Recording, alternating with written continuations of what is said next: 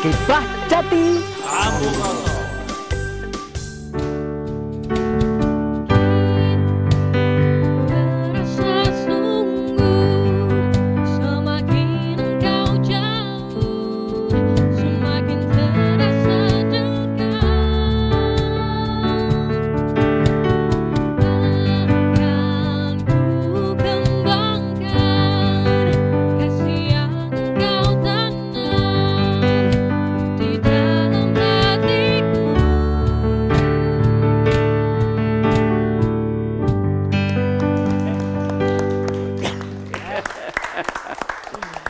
Ya, terima kasih para penonton masih sabar di depan Dhamma TV. Ya memang harapan kita itu kita tidak gurui, tidak nuturi, kita hanya sekedar berkumpul untuk mencoba gebrak pikiran kita.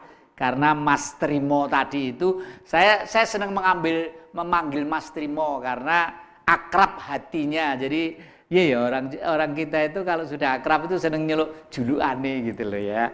Nah ini tadi sudah digambarkan bahwa pikiran inilah yang harus memanage kita, termasuk yang disampaikan Pak Bowo dan Nanda Jati tadi itu, bahwa masih begitu banyak yang harus kita kerjakan di negeri ini, apalagi kalau negara ini berbudi pekerti. Sebenarnya negara ini memang sudah berbudi pekerti pada waktu merdeka, tapi setelah itu budi pekertinya kelihatannya diurat-arit karu-karuan. Nah, Pak Bandono, ini beliau ini yang sudah nganglang jagat kesana kemari. Ngomong-ngomong tentang budi pekerti ini, jenengan pasti ada wawasan yang patut kita dengarkan supaya piye ya enak gitu loh. Monggo silakan, monggo. Terima kasih. Pak Gundono kok, Bandung Pak Gundono. Terima kasih. Saya namanya Gundono, lahir asli Malang, dan kemarin saya dapat gelar dari Malaysia sebut Datuk Muhammad Linggabuana. Waduh. Kalau di pencak silat saya dibilang pendekar kelana. Kadang-kadang kemana-mana ke Iran, Irak, Laos, dan macam-macam. Jadi kalau kita melihat masalah budi pekerti itu kalau menurut saya bicara yang benar, berpikir yang benar, berbuat yang benar. Seperti apa yang disebut namanya Pak Trimo. Harus bicara yang benar, berpikir yang benar, berbuat yang benar. Kalau di Arabnya Baitul Makmur, Baitul Muharram, Baitul Muqaddas, itu harus menyatu. Kita hidup juga tiga, olah rasa, olah gerak, dan olah napas. Kalau tidak itu tidak bisa. Jadi kalau kita bicara budi pekerti luhur, kita mau jadi pemimpin, kita harus lihat diri kita dulu. Apakah kita sudah bisa mimpin keluarga? Apakah kita sudah bisa mimpin kampung? Apakah kita bisa mimpin lain-lainnya? Nah baru itu nanti ketahuan lah. Kalau kita tidak bisa memimpin keluarga terus tahu-tahu ngomongnya melip, merdeka itu dan lain-lainnya, saya rasa bapak-bapak pemirsa akan menilai. Apalagi dalam masa-masa sekarang. Masa-masa sekarang itu sangat sulit sekali. Sulitnya bagaimana? Kita ini gemari palo jinawi ya. Tanam kayu, tumbuh tanaman, tapi kenapa rakyatnya susah? Kalau saya lihat di Malaysia, itu orang gemari palo jinawi itu mau betul-betul mereka dibiayai oleh negara, sekolah sampai kerja dia kan. Pola pikir dia dipakai, tapi kita tidak. Banyak orang pandai malah tidak dipakai, malah banyak sengkuni-sengkuni yang notabene-nya ini loh aku hebat. Nah ini, lu padahal duit itu dari rakyat, duit itu dari kita-kita ini. Masa duit diambur-amburkan kayak begitu. Lah yang kedua yang perlu dibenahi adalah hukum. Kalau saya lihat di mana?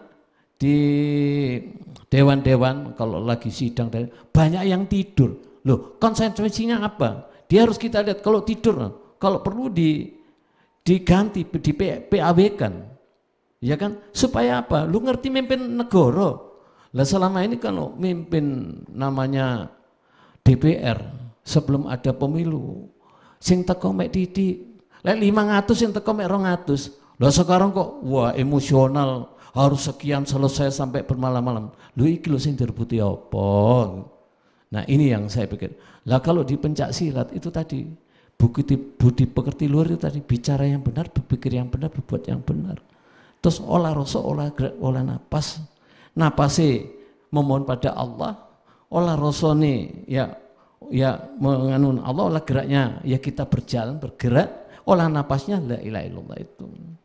Nah inilah yang menjadi pemikiran kita bersama. Mudah-mudahan kita di desa ini yang harus kita apakan, kita tularkan agar nanti orang-orang desa itu menjadi mitranya pemerintah. Enggak usah mikir aku jadi pegawai negeri. Lu lahan itu banyak. Kalau sekarang contoh lahan ini dikelola dalam 1 hektar 3 juta. Bagaimana caranya bisa sampai 15 juta?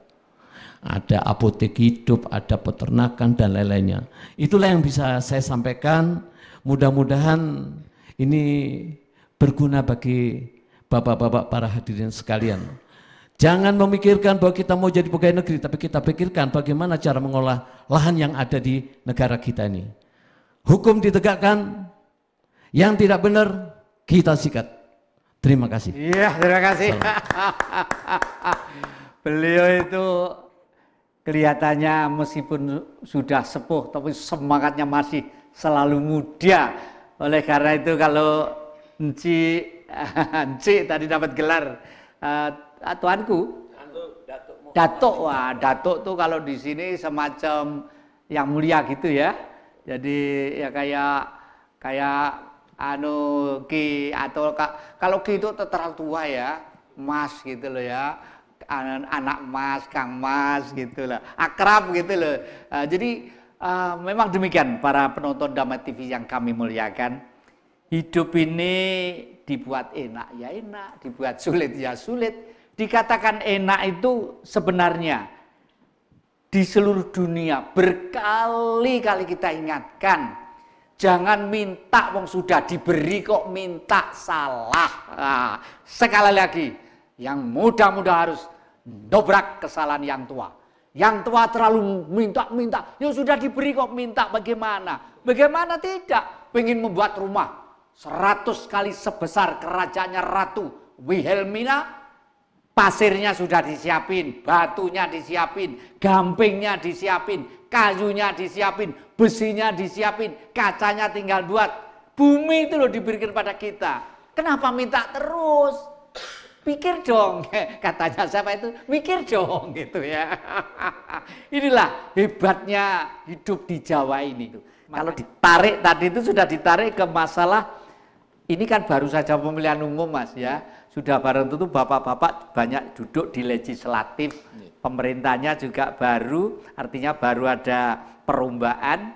Ini kira-kira kalau kita renungkan, budi pekerti yang bagaimana yang harus dilakukan oleh beliau. Kalau memang budi pekerti itu baik untuk tataran yang kita bicarakan yaitu eksekutif tadi itu atau legislatif. Monggo.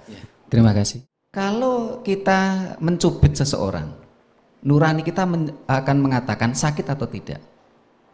Nah, kalau nurani kita itu mengatakan sakit dan itu tidak benar, tentunya ya kita jangan mencubit orang lain. Kalau kita mengambil milik orang lain, nurani kita bicara apa? Benar enggak saya ngambil milik orang lain? Nurani kita. Dengan perilaku kita mengambil milik orang lain tadi, nurani kita teriak enggak? Bicara nurani kita bagaimana? Tentunya nurani kita akan mengatakan itu tidak benar mengambil milik orang lain. Berarti mengambil milik orang lain itu tidak benar. Entah itu dalam skala kecil, mainannya teman, entah itu dalam skala besar, seorang pejabat pemerintah, legislatif, eksekutif maupun yudikatif. Ketika dia mengambil milik orang lain dalam artian milik dalam skup makro, milik bangsa, milik negara, ataupun milik orang lain dalam skop kecil, dalam artian pribadi-pribadinya. Kalau itu salah tentunya ya jangan dikerjakan. Nah selama ini memang budi pekerti kita sulit, sudah begitu jauh terkikis karena kita sudah kehilangan jati diri yang saya sampaikan di depan tadi. Banyak di antara kita yang sudah tidak mengenal siapa diri kita. Kita ini siapa gitu loh.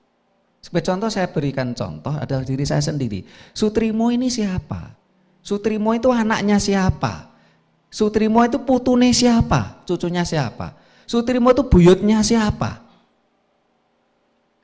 Karena seseorang yang punya jati diri, tentunya orang itu akan malu melakukan sesuatu yang tidak sesuai dengan hati nuraninya. Bahwa inilah adat peradaban Indonesia. Jangan terus ada taekwondo, karate dan lain-lainnya. Ini ada lagi apa? Yang apa itu? Koipira atau apa itu? Yang silatnya apa bela dirinya nggak jelas. Nah, ya dari Brasil. Lah ini kan sudah, kita kenapa nggak peka? Ya karena apa? Kita tidak pernah diperhatikan. Kibah Jati.